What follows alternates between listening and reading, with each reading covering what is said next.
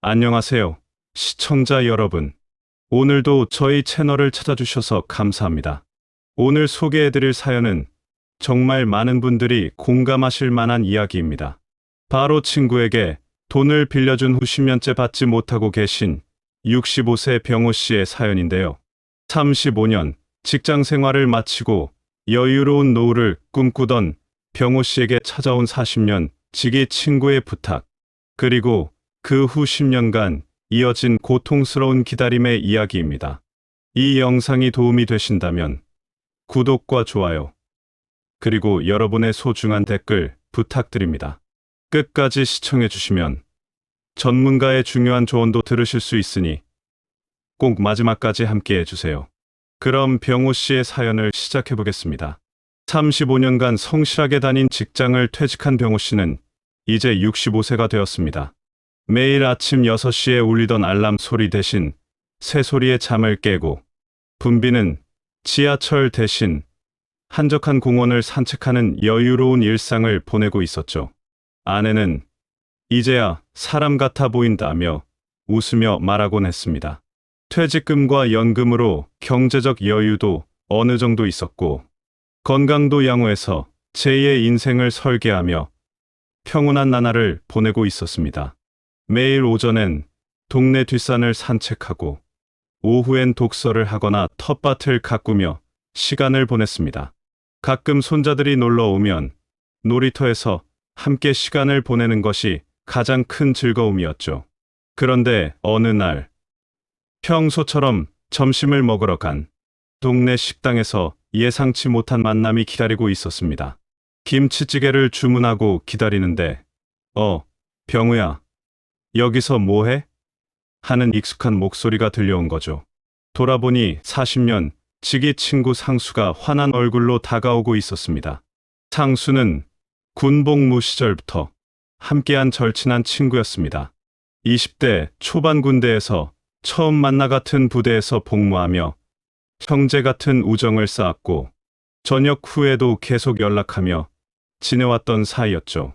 결혼할 때도 서로 주례를 서주고 아이들 돌잔치도 함께하며 인생의 크고 작은 일들을 함께 나눠온 진정한 친구였습니다. 몇 년 만에 만나는 상수는 예전보다 살이 조금 빠진 것 같았지만 여전히 그 특유의 밝은 미소를 지고 있었습니다. 야, 정말 오랜만이다. 어떻게 지냈어? 상수의 반가운 인사에 병호 씨도 얼굴에 웃음이 번졌습니다. 그렇게 두 사람은 같은 테이블에 앉아 지난 시간들을 나누기 시작했죠. 군대에서 함께 훈련받던 이야기, 첫 직장 생활의 고충들, 결혼 후 육아의 어려움, 그리고 각자의 자녀들이 성장해가는 모습까지 40년 우정의 온기가 겨울 식당을 따뜻하게 만들었습니다. 시간이 흐를수록 옛 추억들이 하나둘씩 되살아났고 마치 20대 청년으로 돌아간 듯한 기분이었습니다. 저녁이 되자 상수가 제안했습니다. 오랜만인데 한잔하자. 동네 선술집에서 소주잔을 기울이며 서로의 근황을 더 자세히 나눴죠.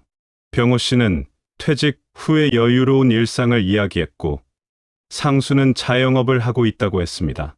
10년 전부터 작은 제조업체를 운영하고 있다며 처음엔 힘들었지만 이제는 어느 정도 안정되었다고 말했죠. 처음엔 즐거운 대화가 이어졌지만 술이 조금 올랐을 때쯤 상수의 표정이 점점 어두워지기 시작했습니다. 평소 밝고 낙관적인 성격의 상수치고는 드물게 침울한 모습을 보였습니다. 사실 요즘 정말 힘들어. 상수가 무거운 입을 열었습니다. 10년 넘게 운영해온 작은 제조업체인데 코로나 여파로 매출이 급격히 줄었다는 것이었습니다. 주로 대기업에 부품을 납품하는 업체였는데 경기 침체로 주물량이 반으로 줄어들면서 매달 적자가 누적되고 있다고 했습니다. 직원 5명의 급여와 공장 임대료, 각종 공과금을 감당하기도 버겁고 은행 대출 이자도 밀리고 있다는 상황이었죠. 이미 은행 대출도 한계에 다다랐고 제2금융권에서 돈을 빌리기도 어려운 상황이라는 것이었습니다. 그때 상수가 조심스럽게 말을 꺼냈습니다. 정말 부탁이 있어. 이번만 도와주면 3개월 안에 꼭 갚을게. 상수의 목소리에는 절실함이 묻어났습니다. 금액을 들었을 때 병호 씨는 순간 당황했습니다. 2천만 원이라는 적지 않은 금액이었거든요. 퇴직금으로 받은 돈을 정리하던 중이었는데 노후 자금으로 아껴두던 돈이었습니다. 정말 3개월이면 돼. 사실 대형 업체에서 대량 주문이 확정됐는데 원자재를 구입할 돈만 있으면 바로 회복할 수 있어. 이미 계약서도 써놨고 선금도 받기로 되어 있어. 상수의 설명을 들어보니 일시적인 자금난인 것 같았습니다. 40년 친구의 간절한 눈빛을 보니 병호 씨의 마음이 흔들렸습니다. 오랜 세월 함께 해온 우정과 믿음, 그리고 친구의 절박한 상황을 외면하기 어려웠죠. 알았다. 도와주마. 병호 씨의 말에 상수의 눈에 눈물이 글썽였습니다. 정말 고마워. 평생 이 은혜 잊지 않을게. 꼭 갚을게. 상수는 감격해하며 거듭 고마움을 표했습니다. 그날 밤 집에 돌아와 아내에게 사실을 이야기했습니다. 아내는 걱정스러워했죠. 여보, 돈 문제로 친구 사이가 틀어지는 경우를 많이 봤는데 정말 괜찮을까요? 2천만 원이 적은 돈이 아닌데요. 하지만 병호 씨가 40년 친구에 대한 믿음을 이야기하자 당신 판단을 믿는다며 결국 동의해 주었습니다. 며칠 후 약속한 은행 앞에서 상수를 만났습니다. 상수는 미리 준비해온 차용증을 꺼내며 이거 써놨어. 확인해봐 라고 했습니다.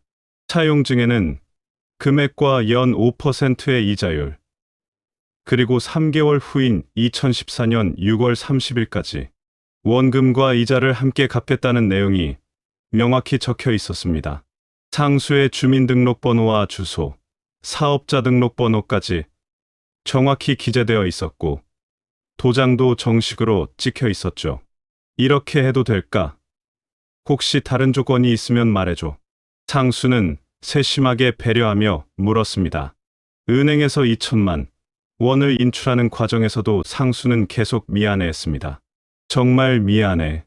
이런 부탁을 하게 돼서. 돈을 받은 상수는 정말 고맙다. 걱정 마. 반드시 약속 지킬게라며 두 손을 맞잡고 진심 어린 인사를 했습니다. 그의 단단한 악수에서 신뢰가 느껴졌고 40년 우정이면 충분하다고 생각했습니다. 상수는 한 달마다 진행 상황 알려드릴게. 정말 감사해라며 거듭 약속했습니다. 집으로 돌아오는 길, 병호 씨의 마음은 한결 가벼웠습니다. 친구를 도울 수 있어서 다행이다. 3개월이면 금방이겠지. 상수 같은 성실한 친구가 약속을 어길 리 없어. 그날 밤 병호 씨는 안심 속에 깊은 잠에 들었습니다. 아직 몰랐습니다. 이것이 10년간 이어질 악몽의 시작이라는 것을 말입니다. 그때만 해도 몇 달 후면 돈을 돌려받고 친구와 함께 성공을 축하할 수 있을 거라 믿어 의심치 않았으니까요. 약속한 3개월이 다가왔습니다. 2014년 6월이 되어도 상수에게서는 아무런 연락이 오지 않았습니다. 처음엔 바빠서 깜빡했나 보다 생각하며 이해했지만 약속일이 지나도 연락이 없자 조금 이상하다는 생각이 들었습니다. 병호 씨는 먼저 전화를 걸어봤습니다. 하지만 전화를 받지 않았습니다. 한두 번이 아니라 여러 번 전화를 걸어도 통화 중이거나 받지 않았죠. 문자를 보냈습니다. 상수야, 약속한 날짜가 지났는데 괜찮나? 연락 한번 줘봐. 몇 시간이 지나서야 답장이 왔습니다. 미안해. 조금만 더 기다려줘. 한 달만 더 시간을 줘. 정말 미안해. 실망스러웠지만 오랜 친구니까 한 달 정도는 기다려줄 수 있다고 생각했습니다. 사업이라는 게 항상 계획대로 되는 것도 아니고 예상치 못한 변수가 생길 수도 있으니까요. 하지만 한 달이 지나고 두 달이 지나도 돈은 돌아오지 않았습니다. 전화를 해도 받지 않고 문자에는 항상 조금만 더 기다려달라는 답변만 왔습니다. 가끔은 정말 미안해.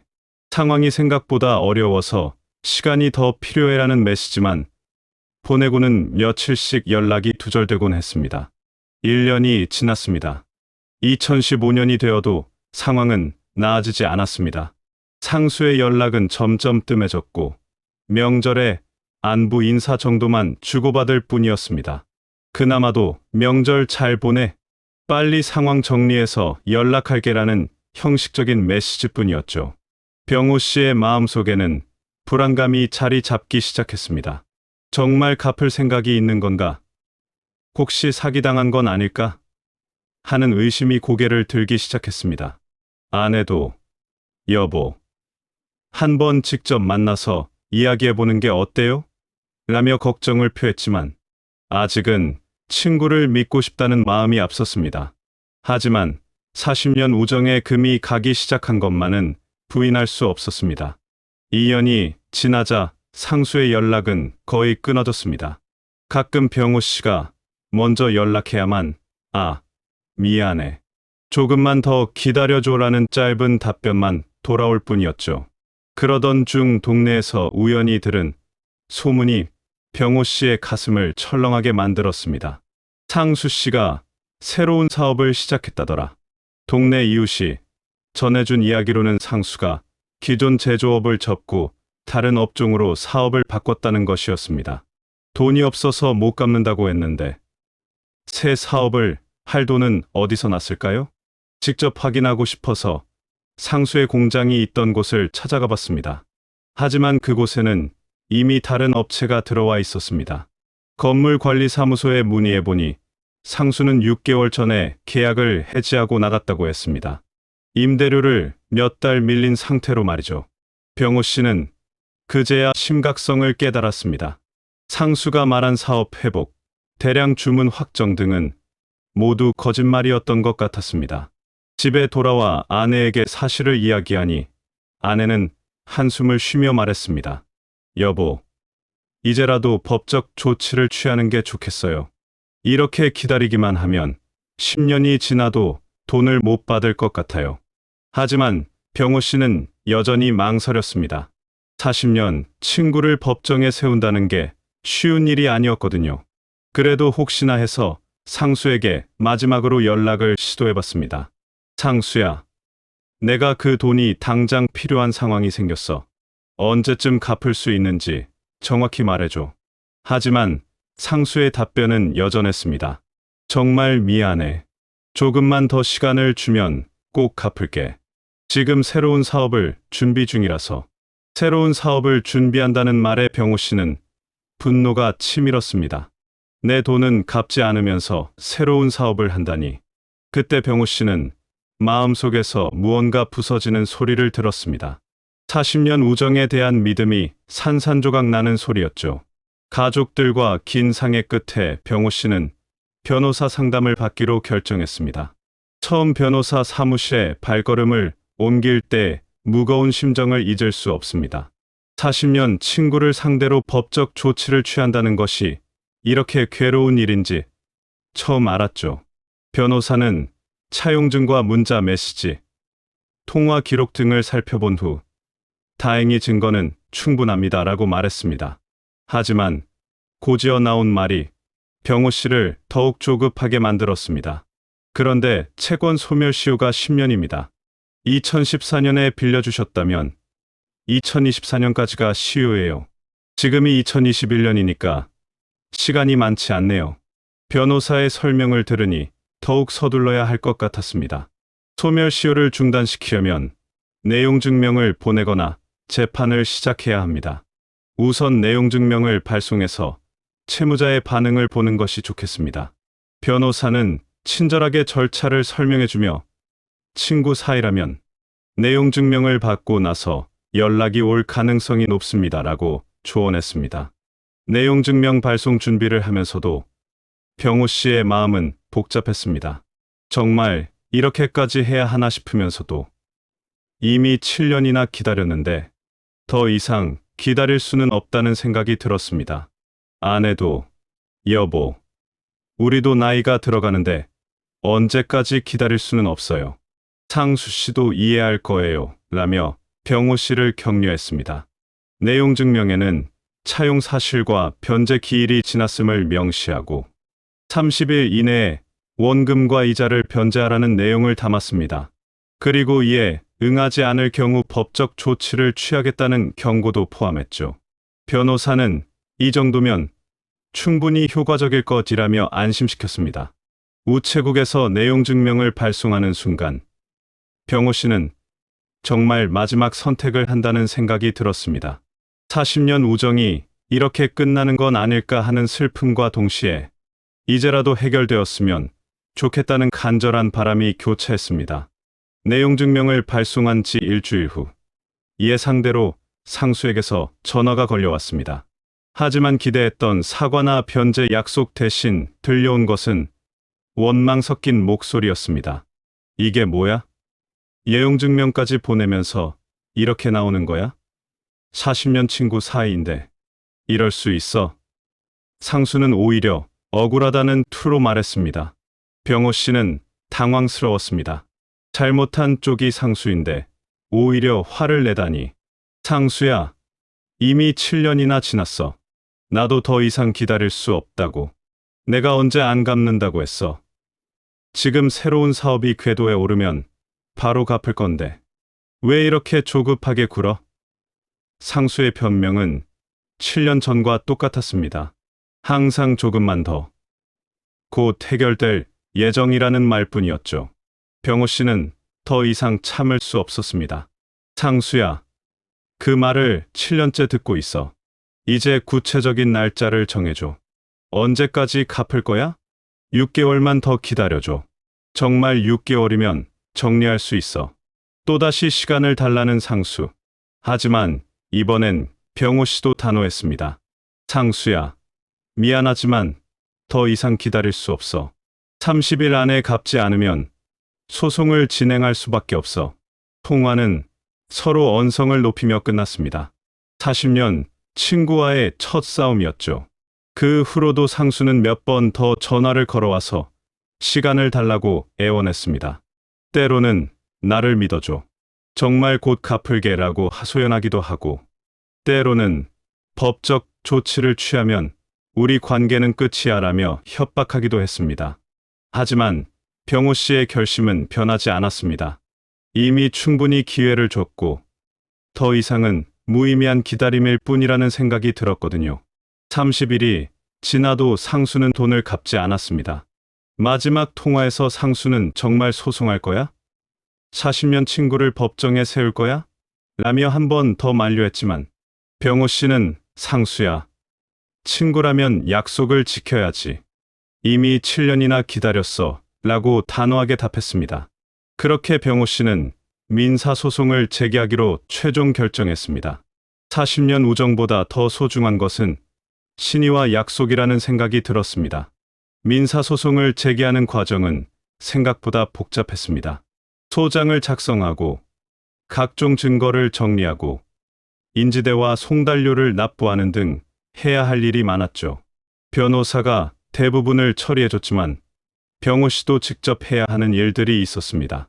특히 상수와 주고받은 문자 메시지를 모두 출력하고 통화 기록을 정리하는 작업이 가장 힘들었습니다. 7년간의 기록을 다시 보니 상수의 변명과 거짓말이 얼마나 많았는지 새삼 깨달았습니다. 재판이 시작되었습니다. 법정에서 40년 친구와 마주 앉는다는 것이 이렇게 어색하고 서글픈 일인지 몰랐습니다. 상수는 변호사 없이 본인이 직접 출석했습니다. 재판부 앞에서도 여전히 갚을 의사는 있지만 현재 경제적 어려움으로 인해 변제가 지연되고 있다며 시간을 달라고 했습니다. 하지만 판사는 이미 7년이나 지났는데 구체적인 변제 계획이 없다면 채무를 이행할 의사가 없는 것으로 봐야 한다고 지적했습니다. 재판 과정에서 병호 씨가 제출한 차용증, 문자 메시지, 내용 증명 등의 증거들이 모두 인정되었습니다. 반면 상수 측에서는 변제 불능을 입증할 만한 구체적인 자료를 제시하지 못했습니다. 오히려 새로운 사업을 시작했다는 사실이 드러나면서 변제 의사가 없다는 점만 부각되었죠. 몇 차례 재판이 진행되는 동안 상수는 여전히 우리가 이렇게까지 해야 하나? 법정에서 만나는 게 맞아? 라며 감정에 호소했습니다. 하지만 병호 씨는 이미 마음을 굳혔습니다. 상수야, 7년 동안 충분히 기회를 줬어. 이제는 법이 판단해야 할 때야. 과거의 우정은 사라지고 차가운 법정에서는 오직 증거와 법리만이 중요했습니다. 재판부는 상수에게 몇 차례 합의를 권유했습니다. 피고 측에서 분할 변제라도 약속한다면 원고 측에서도 고려해볼 의향이 있는지 물어봤지만 상수는 현재로서는 변제 능력이 없다 며 소극적인 태도만 보였습니다. 병호 씨 측 변호사는 이미 7년간 기다렸는데 더 이상의 유예는 무의미하다고 주장했습니다. 법정 분위기는 점점 병호 씨에게 유리하게 흘러갔습니다. 마침내 판결이 나왔습니다. 피고는 원고에게 원금 2천만 원과 연 5%의 이자를 합한 금액을 지급하라. 병호 씨의 완전한 승소였습니다. 7년간 누적된 이자까지 합하면 약 2,700만 원을 받을 수 있게 된 것이었죠. 법정을 나서면서 변호사는 축하드립니다. 깔끔하게 이긴 케이스네요라고 말했지만 병호 씨의 마음은 전혀 시원하지 않았습니다. 하지만 판결은 승소했어도 실제로 돈을 받는 것은 또 다른 문제였습니다. 상수는 여전히 돈이 없어서 줄 수 없다며 버텼습니다. 병호 씨는 강제 집행을 신청해야 했습니다. 법원 집행관과 함께 상수의 재산을 조사하고 압류하는 절차를 진행했죠. 하지만 상수는 이미 모든 재산을 처분하거나 다른 사람 명의로 옮겨놓은 상태였습니다. 상수의 집을 방문했을 때의 상황은 충격적이었습니다. 이미 전세로 살고 있어서 압류할 것이 거의 없었고 자동차도 처분한 상태였습니다. 은행 계좌에는 최저 생계비 정도의 돈만 남아 있어서 압류 대상이 되지 않았죠. 법원 집행관은 채무자가 재산을 은닉했을 가능성이 높지만 찾아내기가 쉽지 않다며 난색을 표했습니다. 몇 개월간 재산 조회와 압류 절차를 반복했지만 돌아온 것은 고작 200만 원 정도였습니다. 변호사 비용과 각종 절차 비용을 생각하면 실질적으로는 손해만 본 셈이었죠. 병호 씨는 깊은 허무감을 느꼈습니다. 법적으로는 이겼지만 실제로는 아무것도 얻지 못한 승리였습니다. 더욱 안타까운 것은 40년 우정마저 완전히 끝나버렸다는 사실이었습니다. 승소 후에도 상수와는 한 번도 대화를 나누지 못했고 서로를 피해 다니는 사이가 되어버렸습니다. 10년이 지난 지금 병호 씨는 이 경험을 통해 많은 것을 깨달았다고 말합니다. 무엇보다 돈과 우정은 엄연히 다른 것이라는 점을 뼈저리게 느꼈다고 하죠. 아무리 오랜 친구라도 금전거래에서는 반드시 원칙을 지켜야 한다는 교훈을 얻었습니다. 만약 그때로 돌아간다면 절대 그렇게 쉽게 돈을 빌려주지 않았을 것이라고 합니다. 전문가들은 이런 상황을 예방하기 위해 몇 가지 조언을 제시합니다. 첫째, 아무리 가까운 사이라도 금전거래 시에는 반드시 차용증을 작성하고 담보를 설정해야 합니다.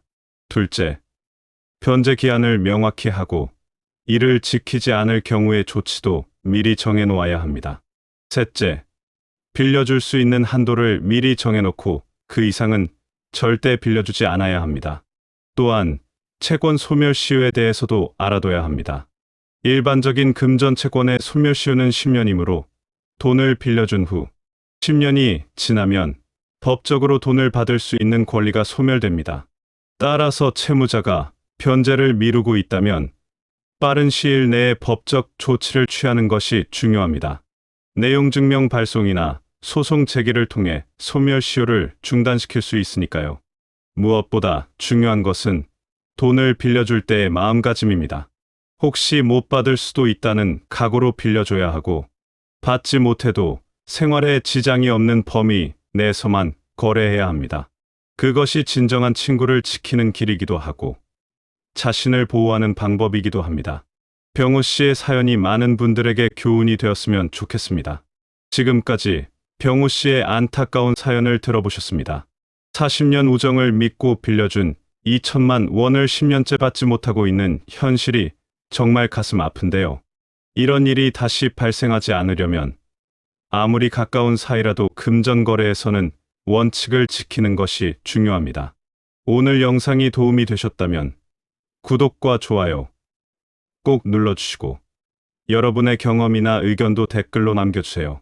비슷한 경험이 있으신 분들의 이야기도 들려주시면 다른 시청자분들에게 큰 도움이 될 것 같습니다. 다음에도 더 유익한 내용으로 찾아뵙겠습니다. 감사합니다.